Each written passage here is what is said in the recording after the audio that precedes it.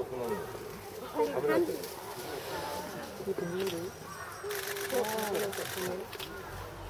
やったね。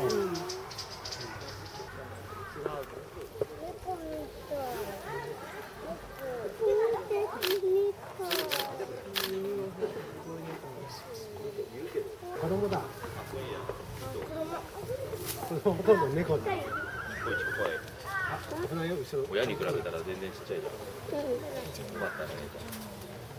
子供だからまださ、そんな。かわいい。右まで出れない？いや、わかんない。今なんで？日は暖かいから結構長くできるかなんで？あ、近くに子供があ、来た来た来た来た。前に来る。窓は開いてる？おお、走った走った。入っちゃった。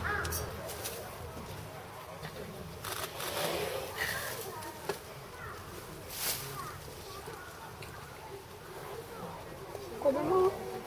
パパ？子供？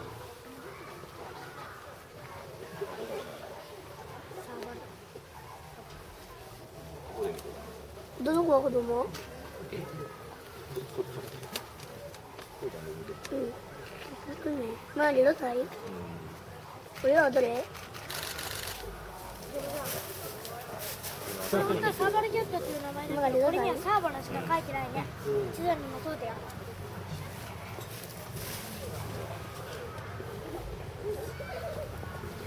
キャットってどういう人猫だよね。これが親です。お、来た。ハロー。すごいスマートな。逆。